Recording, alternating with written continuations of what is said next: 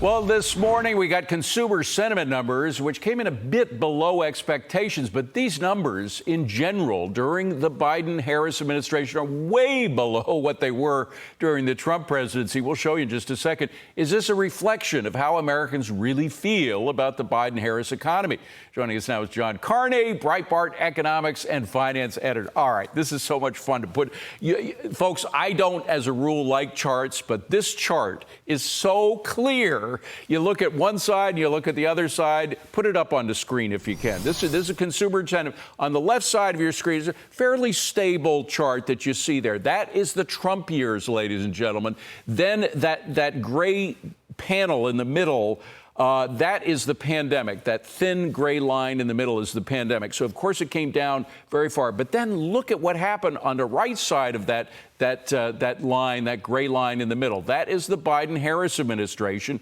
And, John, it's crazy. Yeah. You had that stability during Trump, and then you have this craziness during right. The Biden. It's almost like the mind of some of our economic advisors. You know, you have the straight line of the Trump team and then the sort of crazy Gene Sperling lines. Right. Well, one of the things to notice about that chart is we're actually below where we were during the worst days of the pandemic. That's absolutely. By the way, the worst days of the pandemic, the number was at 71. We are now at 67.9. So you're precisely correct. Right. So we are below there. What happened? Why is that? Well, during the pandemic, people said, OK, the economy is going to bounce back. I understand what happened. We closed down businesses. We told everybody to stay home. What's happened after years of Biden-Harris is that people realize that if we get stuck with these guys as the leaders, we're not bouncing back at all. This is the economy we're stuck with, high inflation as far as the eye can see. That's what's really held down consumer sentiment for all of these years, because people really thought they were going to get back to normal. And we never got to get back to normal because they came in, they passed these reckless spending bills that sent inflation to 40-year highs, and people were not prepared for that. We would have had a little inflation when we came out of the pandemic. We wouldn't have had as long, I mean, think about it. We're now 4 years into the Biden administration, 4 years away from when the pandemic hit. And we still have elevated inflation that most people hadn't seen in their lifetimes. And the other problem is, and a lot of people don't look at this number, you do, the business investment side is even weaker. You talk about equipment investment. Right. That is weak. Intellectual property investment is weak as well.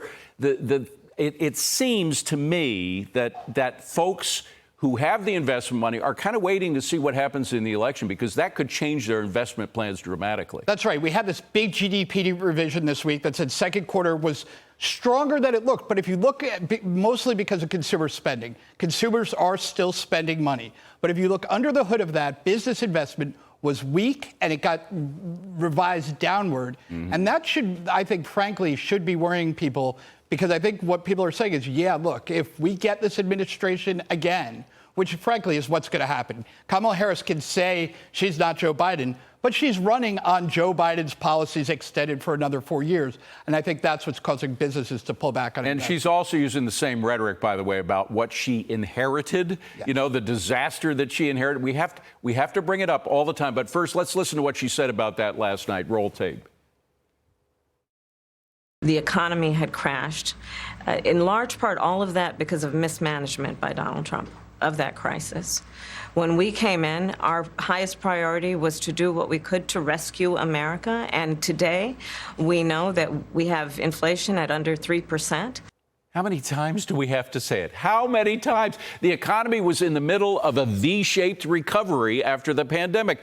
The last read on GDP growth was annualized at over 6%. The inflation was 1.4%. Now, they say, well, that was because it was right before we were going to get big inflation anyway. Not so. Right. Not so. I mean, you see the inflation numbers pretty steady. And a lot of the spending that Trump was involved with was temporary spending. It was not this permanent upping of the baseline, the spending baseline. It was temporary. It was going to phase out. It was beginning to phase out. And of course, Biden not only kept it, but doubled down on it. That's right. One of the things that people expected to happen was the economy would return to normal. We didn't get anything like a return to normalcy. Instead, we got these giant deficit spending programs that kept coming and coming. When Kamala Harris said their first plan was to rescue the economy, we were in the third quarter of elevated growth, but when they came into office, we grew at a more than 34% annualized rate in the third quarter. We grew in the fourth quarter of 2020. So the economy was bouncing back already. As Larry Kudlow said, we're going to have a V-shaped recovery. We had a V-shaped recovery. The Biden administration came in and they kicked the legs out of the recovery by basically overspending and driving inflation. Now, certainly some of the supply chain problems that Biden-Harris had in the beginning of their administration, that would have happened under Trump as well, right? Absolutely. And that might have pushed inflation a bit as well, no? It would have been a short-term inflation. Remember when the Fed came in and they said inflation will be transitory?